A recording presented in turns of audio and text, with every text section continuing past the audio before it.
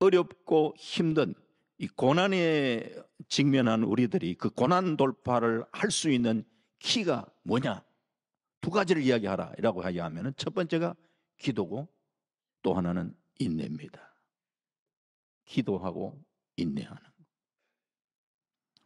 여러분들이 어떤 상황 속에 살아가고 있는지 모르겠습니다만 어떤 생각지 않은 어려움이 내게 다가왔을 때 여러분들이 기도로 돌파해 나가시고 인내하며 돌파해 나갈 수 있기를 주의 이름으로 축원합니다. 기도와 인내. 인내는 고난을 이겨내는 강력한 수단입니다. 인내는 단순히 수동적 태도를 이야기하는 게 아닙니다. 또한 인내는 하루아침에 얻어지는 것이 아니라 성도들이 여러 시험을 겪으면서 얻어지는 성령의 열매입니다. 그런데 오늘 우리 사회의 여러 문제들, 특히 우리는 빨리빨리 참 거기에 익숙해 있는 우리들, 특별히 또 인스턴트 문화 속에 익숙해 있는 우리들이 좀 잘 참지를 못하는, 결혼을 해도 마음에 안 맞으면 쉽게 이혼을 하고 무엇인가 도전을 하다가 자기 뜻대로 안 되면 또 한번 극복해보려는 노력보다 쉽게 포기하고 빨리 한탕 뭔가 참 큰 어떤 한번 돈을 얻어보겠다라는 이런 또 욕심 때문에 수단 방법 가리지 않고 때로는 죄를 범하는 그런 경우도 있고, 바로 이런 시대에 오늘 우리에게 정말 간직해야 될 인내의 삶을 좀 우리는 배울 수 있기를 바랍니다. 그래서 오늘 본문을 중심으로 해서 세 가지를 말씀을 드리는데, 첫 번째는 농부를 통하여 인내를 배워야 되네. 농부를 통하여, 농부의 인내를 배워라. 농사 짓는 사람들은 기후에 민감할 수밖에 없습니다. 땀 흘려 지어놓은 농사가 가뭄이나 태풍으로 인하여 망쳐버릴 수 있습니다. 홍수로 인하여 흙으로 덮어진 논밭을 보면서 망령자실해 있는 농부의 모습도 혹 우리는 TV를 통해서도 볼 수 있죠.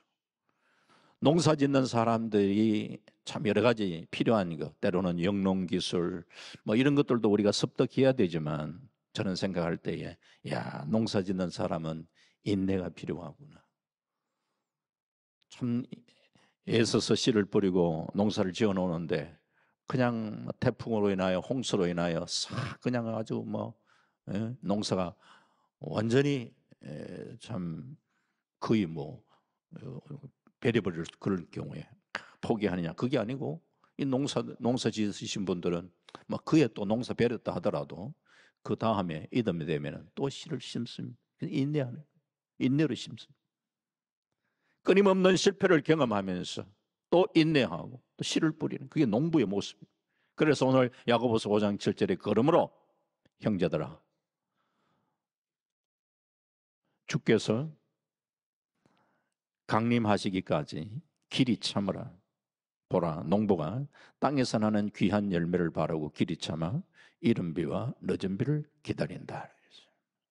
이른 비가 오면은 농부는 재빨리 논밭을 갈아엎고 씨앗을 뿌립니다. 이 시기를 놓치지 않습니다. 전도서 말씀에도 모든 게 때가 있다 그랬는데, 전도서 3장 2절에 보면 심을 때가 있고 심은 것을 뽑을 때가 있고, 때를 우리가 놓치면 안 되죠. 이 때를 알고 씨를 심는 거예요. 농부가 심었다고 끝나는 게 아니라 또 부지런히 보면은 비료도 주고 또 잡초도 제거하고, 그리고 농작물 수확이 때가 되면은 그 시기를 놓치지 않고 수확을 거두고, 너무 빠르면은 덜 익게 되고 너무 늦어도 상품성을 잃게 되고, 그래서 적당한 시기에 수확을 하는 거죠. 농부는 이 시기를 놓치지 않습니다. 이른 비와 늦은 비를 기다리면서 조급하지 않고 모든 것을 준비해 있다가 시기에 맞추어서 일을 하는 거죠. 이게 농부의 모습. 이렇게 농부에 대한 얘기를 하면서 농부의 인내를 말씀을 하고 있는데, 이렇게 농부의 비유를 하는 이유는 뭘까? 우리 성도들은, 저와 여러분은 신령한 농부이기 때문입니다. 저와 여러분들은 신령한 농부임을 기억하시기 바랍니다. 신령한 농부라. 신령한 농부인 성도들은 하나님의 때가 임함을 우리는 기다리며 살아갑니다. 농부가 하늘에서 내리는 비를 기다리며 농사의 때를 놓치지 않는 것처럼 궁극적으로는 우리 주님이 다시 오시는 재림의 때, 이 때를 우리는 기다리면서 하루하루 주와 동행하고 주의 뜻을 이루어 드리는 삶을 살려고 애를 쓰면서 우리는 신앙생활을 해나가는 겁니다. 예수님의 다시 오심은 모순으로 가득 찬 이 역사의 종말이고 평화와 안식이 보장되는 새 역사의 시작을 의미합니다. 예수님은 하늘에 오르실 때의 그 모습 그대로 동일한 모습으로 다시 오심을 분명하게 우리에게 약속하고 계십니다. 주님의 때가 언제인지는 구체적으로 언급하고 있지는 않지만, 하지만 때가 되면은 주님은 다시 오십니다라는 이 주님의 다시 오심에 대한 대망의 그런 신앙을 우리는 간직하며 인내하며 우리는 살아갈 수가 있어야 됩니다. 팔레스타인의 이른 비와 늦은 비를 허락하시는 것처럼 반드시 주님의 때에 우리 주님은 다시 오심을 우리는 기다리며 살아가시기를 주의 이름으로 축원합니다. 그래서 다시 보시면은 야고보서 5장 7절 전반부에 그러므로 형제들아 주의 강림하시기까지 길이 참으라. 길이 참으라, 이 말은 세상과 적당히 타협하면서 잘 견뎌라는 말이 아니고 우리가 진리 안에서 인내할 것을 가리키고 있습니다. 야고보서 5장 8절에는 너희도 길이 참고 마음을 굳건하게 하라. 주의 강림이 가까우니라. 마음을 굳건하게 해라. 이 말씀의 의미, 마음이 흔들리지 마라. 목적을 세우고 힘을 모아라. 어려움 속에서라도 이는 신앙의 목표를 분명히 하고 참고 견뎌나갑니다. 농부가 땅에서 나는 귀한 열매를 바라보면서 이른 비와 늦은 비를 기다리는 것처럼 우리는 다시 오시는 주님을 우리는 대망하며 우리는 살아갈 뿐만 아니라 그 주님을 기다리는 것은 내가 이 땅에 살면서 주를 위해서 애쓰고 수고하고 헌신하는 그 모든 수고에 대해서 마지막 주님 앞에 섰을 때는 주님의 칭찬과 주님이 우리에게 예비하시는 하늘의 상급이 우리에게 있는 줄 믿습니다. 그것을 우리는 바라보며 살아야 되는데, 한번 어떤 목사님이 그런 얘기를 하는 거예요. 우리가 예수 믿고 구원받고 예수 믿고 천국 가면 됐지, 뭐 더 욕심을 부려가지고 천국에서 무슨 또 상급 받겠다고 그런 건 욕심 아니냐 그러더라고. 제가 얼마나 속에서 열받은지 몰라요. 그게 성경적입니까?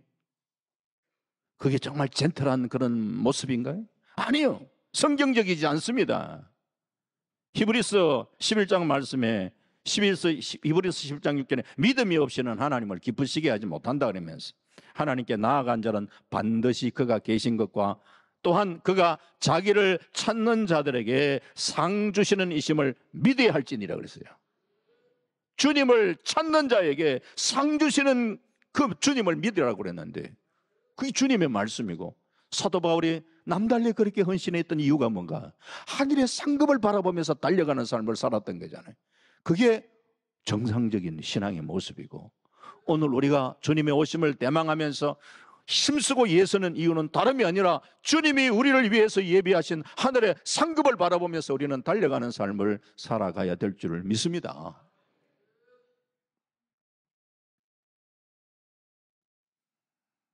그래서 우리는 주님의 다시 오심을 사모하고 힘들고 어려운 세상 속에서라도 믿음의 씨를 심고 믿음으로 내 자신을 갖추고 주님 앞에 섰을 때에 주님께 아름다운 믿음의 열매를 드릴 수 있는 자로 그렇게 설 수 있도록 우리 함께 예를 써야 되는 거죠. 팔레스타인의 농부들 이른 비와 늦은 비를 기다리는 동안에 그때그때 해야 할 준비해 둡니다. 성도들 주님의 오심을 기다리며 하나님이 주시는 은혜의 때를 놓치지 않고 영적인 농사 잘 지을 수 있기를 바랍니다. 주님의 오심을 대망하시면서 늘 우리가 주님과 가까이 하고, 특히 우리가 성경 말씀도 늘 가까이 해야 합니다. 성경 이런 말이 있습니다. 성경 읽는 것도 돋보기 끼기 전에 많이 봐야 합니다라는 얘기 하는데 그거 맞는 말이죠. 그러나 돋보기 끼고도 봐야 됩니다. 돋보기 끼면서 보는 것은 일반적으로 보면은 돋보기 끼고 보는 그 말씀은 이게 머리에 잘 새겨지지 않는다 하더라고. 사람마다 다르겠죠. 잘 새겨지고 안 새겨지고. 그래서 만세게 져도 너무 걱정할 것도 없습니다. 어떤 분들은 이런 얘기도 하는 분이 있어요. 목사님, 저는 머리가 돌인가 봐요. 머리에 참 읽어도 잘 새겨지질 않습니다. 이렇게 얘기하는 분이 있는데, 그런 분에게 제가 드리는 말씀이 있습니다. 돌은 새기기가 힘들어서 그렇지 한번 새겨 놓으면 잘 지워지지 않습니다. 돌이라고 너무 낙담하지 마시고 조금 새기는데 힘들어서 그렇지 새겨 놓으면 지워지지 않습니다. 열심히 우리가 하나님의 말씀을 가까이 하고 또 기도의 생활을 게으르지 않고 묵묵히 인내하면서 믿음의 열매 맺는 삶을 살아갈 수 있기를 주의 이름으로 축원합니다. 그게 그 첫 번째 농부를 통한 인내, 두 번째 선지자를 통한 선지자의 인내를 배우라 그랬어요. 선지자. 야고보서 5장 10절에 형제들아 주의 이름으로 말한 선지자들을 고난과 오래 참음의 본으로 삼으라.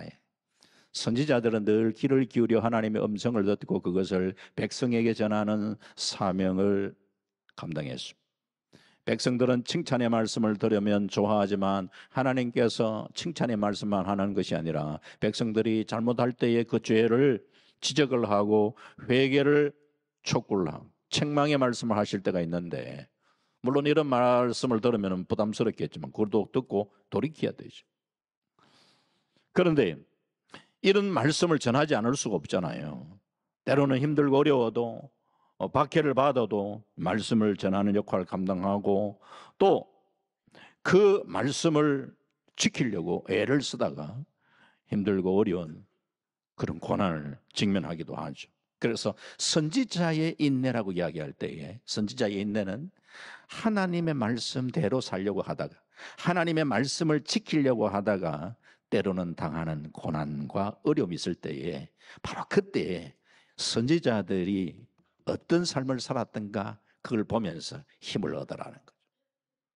히브리서 11장 36절 이하의 말씀에 보면은 우리가 잘 알겠습니다만은 이 선지자들이 어떤 고난을 겪었는가, 또 어떤 이들은 조롱과 채찍질뿐 아니라 결박과 옥에 갇히는 시련도 받았으며 돌로 치는 것과 톱으로 켜는 것과 시험과 칼로 죽임을 당하고 양과 염소의 가죽을 입고 유리하여 궁핍과 환난과 학대를 받았으니 이런 사람은 세상이 감당하지 못하느니라. 그들이 광야와 산과 동굴과 토굴에 유리하였느니라. 이런 선지자들이 고생했던 선지자들도 있다 이 말이죠. 이런 선지자들이 당했던 고난, 그 가운데에 믿음을 지켰던 그분들이 참 어떻게 신앙생활을 했는가, 이거 우리가 한번 바라볼 수 있어야 되네. 우리가 살아가면서 때로는 어려운 일들 경험할 수 있죠. 그러나 선지자들이 우리가 당했던 그 이상으로 다 어려운 일들 경험을 했던 사실을 여러분 생각하십시오. 우리가 어떤 어려움을 경험했을 때에 그것을 어떻게 받아들이느냐 하는 그 태도가 상당히 중요한데, 가령 예를 들어서 왜 이런 어려움이 내게 주어졌나? 왜 하필 나냐? 왜 하필 내가 이런 일을 당하냐 하면 이런 마음 가지면 굉장히 마음이 어렵습니다. 왜 하필 내냐? 그런 마음이 아니라 동일하게 어떤 어려움이 내게 주어졌을 때에 사람들이 살아가다 보면 이런 일을 다른 사람도 당할 수 있고 이런 사람 당할 수 있는데 그 당하는 다른 사람도 당할 수 있는 일을 나도 이렇게 경험하고 있구나 라고 생각하는, 큰 차이가 없는 것 같지만 아주 큰 차이가 있습니다. 다른 사람이 당했던 그걸 나도 이렇게 당하구나. 그렇다면 다른 사람도 그 어려움을 겪으면서 믿음으로 신앙으로 극복했다면 나도 동일하게 내가 믿는 하나님을 의뢰하면서 이런 문제를 극복해 나갈 수 있는 줄 믿습니다.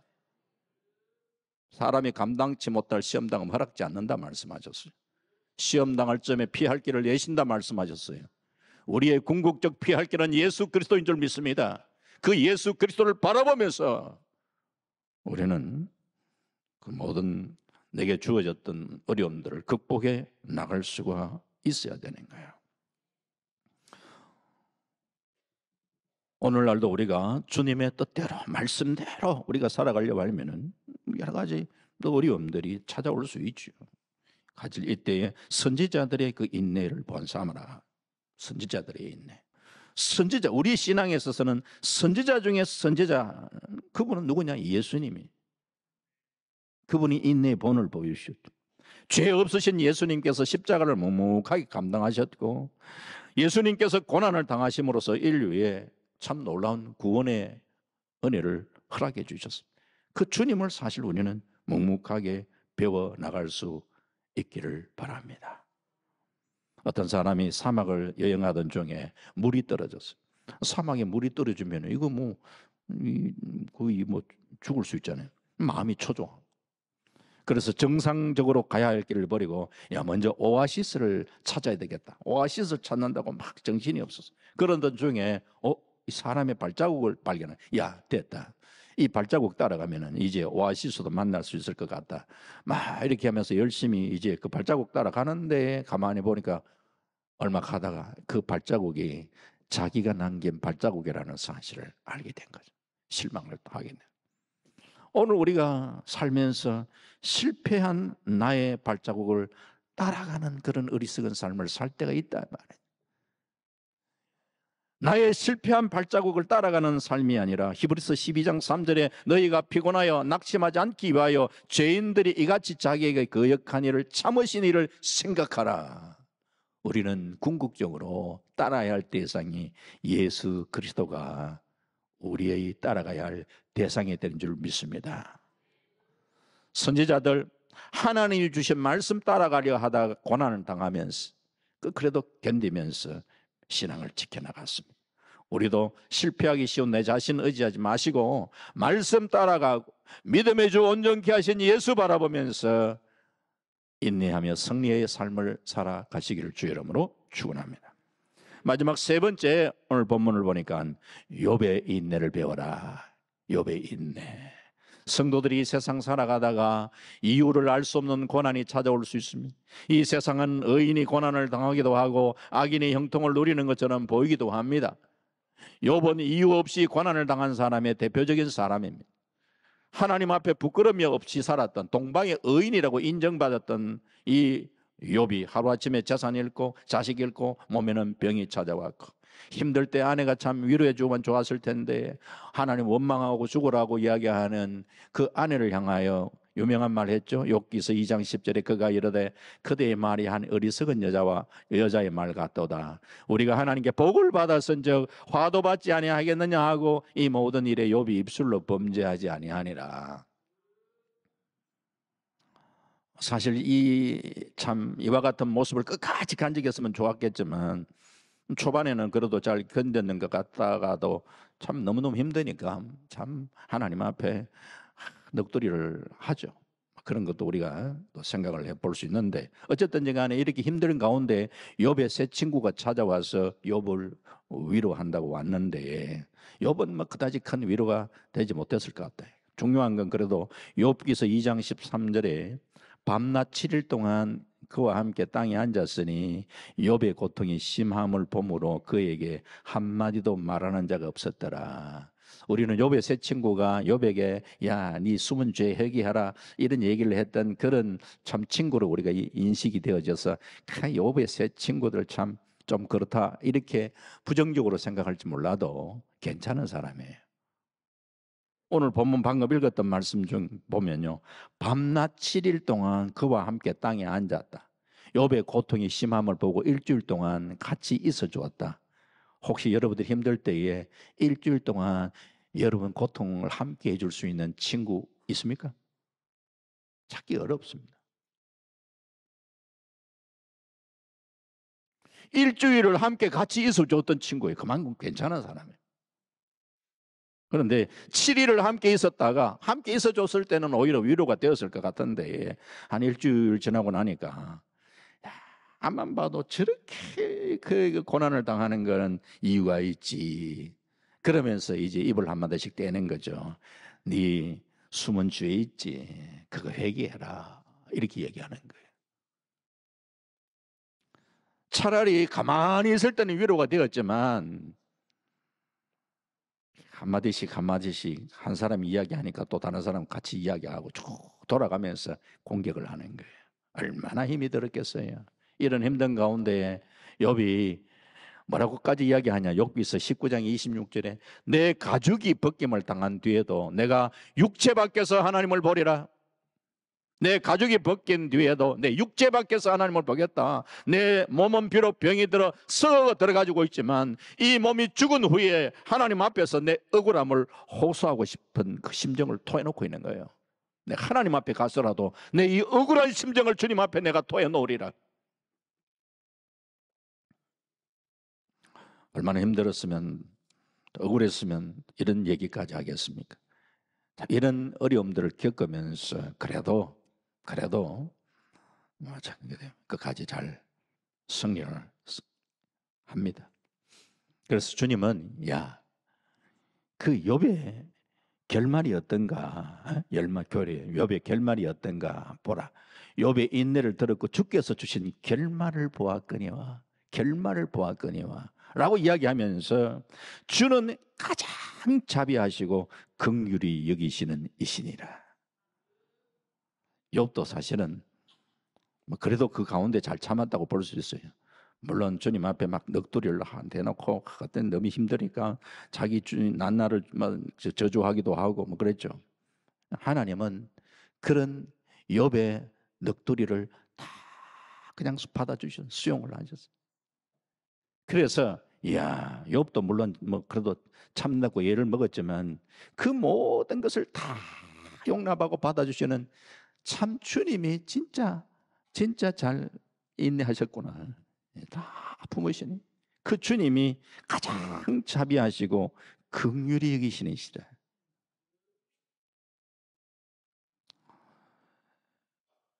때로는 우리가 힘들고 어려울 때에 주님 앞에 참 우리가 욥처럼 넋두리 쏟아내 놓을 수 있어요. 그래 주님 다 받으시니 주님이 자비하시고 주님이 우리를 용납해 주시고 계시는 그 주님을 바라보면서 우리가 끝까지 믿음으로 인내하며 나갈 수 있어야 된다. 우리가 인내하는 자를 복되다 했다. 인내하는 시간 관계에서 그 부분은 길게 이야기를 하지 않겠습니다만은 인내도 하나님이 볼 때 복되다. 우리를 바라보시면서 우리가 인내하는 모습을 보면서 그래 참 너 잘 참았구나. 그래 복되다. 주님이 그렇게 인정하실 수 있는 그런 믿음의 그 인내의 모습을 우리는 간직할 수 또 있어야 된다 생각을 하는데 이 인내에 관한 말씀 참아라 길이 참아라 이 말씀이 오늘 짧은 구절 속에 7절에 길이 참아 8절에 길이 참아 10절에 오래 참아 이렇게 3번이나 참음에 대한 말씀을 하시는 것은 인내가 잠시 잠깐으로 끝나는 게 아니라는 거예요. 그리고 9절에는 서로 원망하지 마라. 참는 게 쉽지 않습니다. 잘 이렇게 좀 참는 것 같다가 우리가 참는 게 아니고 딱 눌러놨다가 폭발하는 경우가 많습니다. 특히 환경적으로 오는 시험 그래도 비교적 우리가 좀 잘 참을 수 있습니다만은 더 어려운 것은 사람과의 관계에서 오는 시험은 참기가 어렵습니다. 관계에서 이때에 원망 말고 참으라. 농부의 인내를 좀 한번 바라보고 선지자의 인내를 한번 바라보고 욥이 어떻게까지 끝까지 참았는가 한번 바라보고 그거 바라보면서 믿음으로 잘 참을 것에 대한 말씀을 하고 있습니다. 우리가 믿음으로 인내하고 기도하고 잘 한번 극복해 나갈 수 있기를 부탁을 드립니다.